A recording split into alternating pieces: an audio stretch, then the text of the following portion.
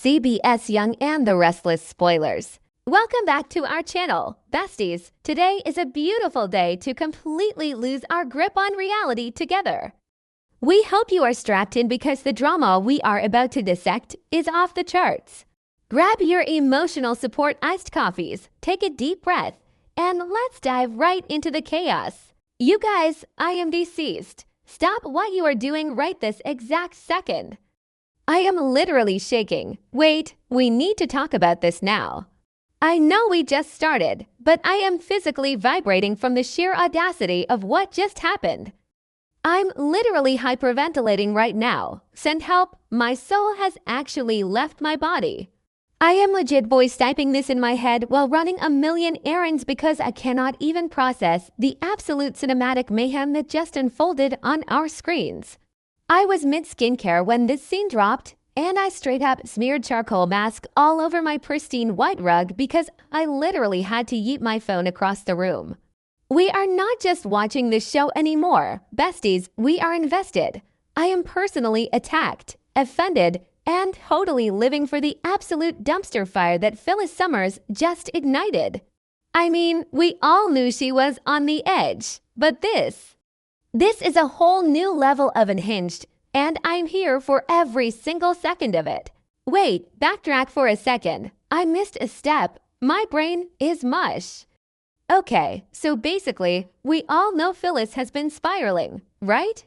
Like, she is officially on my do not perceive list because her choices lately are so beyond chaotic. Let's look at the facts. Victor Newman and Christine Blairo. Don't even get me started on the vibes of that alliance have been suffocating her with that AI-generated evidence trap. They are literally framing her with fake emails to steal Summers Corp. And Phyllis is genuinely crumbling under the weight of it. She is desperate, feral even. She is backed into a corner with zero allies because she keeps pushing Michael away, which is honestly so unhinged of her. She needs a bargaining chip. A golden ticket to hand to Victor so he'll back off and give her life back. And who does she set her sights on? Matt Clark.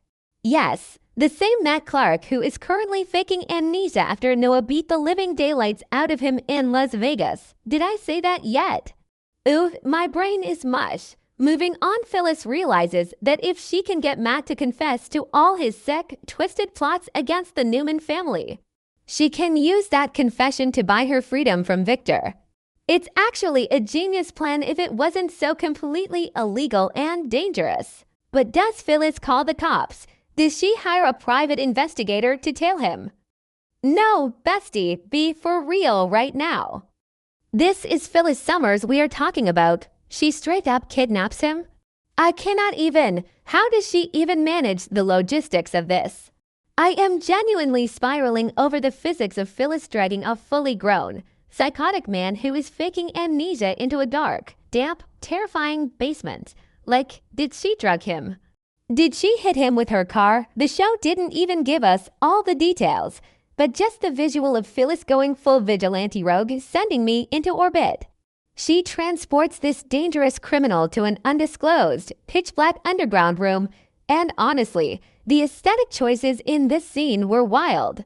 Let's just talk about the set design for a second because I'm obsessed. It is giving major horror movie vibes. Like, there was this one flickering light bulb swinging from the ceiling, casting these long, creepy shadows against the concrete walls. And there was this weird humming noise in the background, bzzz, which was honestly so distracting. I swear I spent 2 minutes trying to figure out if it was my fridge acting up or the show's audio before I realized it was the terrifying ambience of Phyllis's makeshift dungeon. It added to the total psychological masterpiece of the moment. Wait, I'm glitching? Okay, back to the main event. So Phyllis has Matt tied to a heavy wooden chair, and she is pacing around him like a caged tiger. She is screaming at him, demanding he drop the amnesia act. Tell me your plans. Confess what you did to Nick. Tell me everything so I can give it to Victor. She is practically foaming at the mouth. Her hair is a mess. Her eyes are wild. She is trying to force this confession out of him by sheer willpower. And Matt, oh, he is officially my sleep paralysis demon. He is sitting there, playing the victim, doing that smug little innocent face like, I don't know who I am. I don't know what you're talking about. Please let me go. He is gaslighting her from a tied-up position. It made me want to scream into a pillow. I legit paused the episode just to scream into a pillow because the tension was astronomical. Phyllis is pushing him to the absolute brink, threatening him, thinking she is the smartest person in the room, thinking she has finally won the game and secured her redemption. She thinks she holds all the cards. Oh, hold on. I should have mentioned this earlier, but Sienna Bacall. Yes, Sienna. We knew she was lurking around the Vegas drama with Noah and Sharon, but nobody, and I mean nobody, saw this coming. While Phyllis is doing her whole villainous monologue, thinking she is the apex predator of Genoa City, Sienna has been stalking her. Sienna followed Phyllis to the basement. Sienna is standing in the shadows, perfectly still, watching this whole interrogation go down. And you guys, the way Sienna was looking at Nat from the darkness, it wasn't just concern. It was straight-up fanaticism. It was extreme, unhinged loyalty. Like, she looked at him the way a cult member looks at their leader. It was chilling. Suddenly, right when Phyllis is leaning into screaming Matt's face again, completely vulnerable to her blind spot, Sienna lunges out of the darkness. It was like a jump scare. I literally shrieked out loud and scared my dog. Sienna grabs whatever heavy, blunt object she can find in the basement. I couldn't even tell what it was. Maybe a pipe or a piece of heavy wood. But it doesn't matter, and she swings it with the force of 1,000 suns.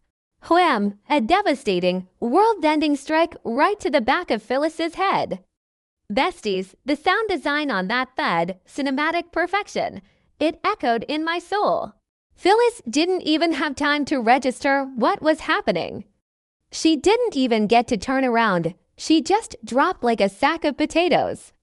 Down for the count, out cold on the dirty concrete floor. Sienna doesn't even spare a single glance at Phyllis's body. She immediately drops the weapon and drops to her knees next to Matt. She is frantically, desperately untying his ropes, her hands shaking but moving with absolute purpose. Her eyes are wide and filled with this terrifying, extreme devotion. She is whispering to him, treating him like he's some kind of dark messiah who has just been martyred. It was genuinely so unsettling to watch. Like, who is this girl, really, and why is she ready to catch a kidnapping and attempted murder charge for Matt Clark? The dynamic between them just shifted the entire landscape of the show. Matt isn't just a lone wolf villain anymore. He has fiercely loyal minions willing to do his dirty work. And then the camera pans down to Phyllis. She isn't completely knocked out anymore. She is barely conscious, her vision all blurry and swimming, staring up at Sienna from the cold floor. You can see the absolute terror dawning in Phyllis's eyes. She thought she was playing 4D chess with Victor and Maud. She thought she was the puppet master pulling the strings to get her life back. But as she watches Sienna free Matt, she realizes she just walked right into a buzzsaw. She just woke up a brand new, boss-level enemy, and she is completely defenseless. The sheer panic on Phyllis's face is going to haunt my dreams. She knows she messed up big time. I'm calling it right now. The villain arc is about to go nuclear. Sienna is officially the wildest wild card in Genoa City, and Phyllis is going to have to sleep with one eye open for the rest of her life, manifesting a total dumpster fire by the next update.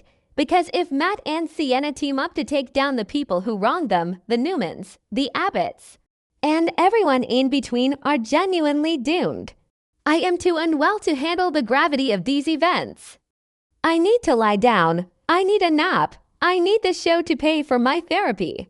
Besties, let me know in the comments if you are as traumatized as I am, because I cannot do this alone. Until next time, stay safe and stay hydrated. But for now, we just have to sit with this insane cliffhanger. Phyllis, Patty, Matt, a gun, and a whole lot of bad blood. It is messy, it is chaotic, and it is exactly the kind of soap opera drama that keeps us coming back for more. I just hope they don't drag this out for too many episodes.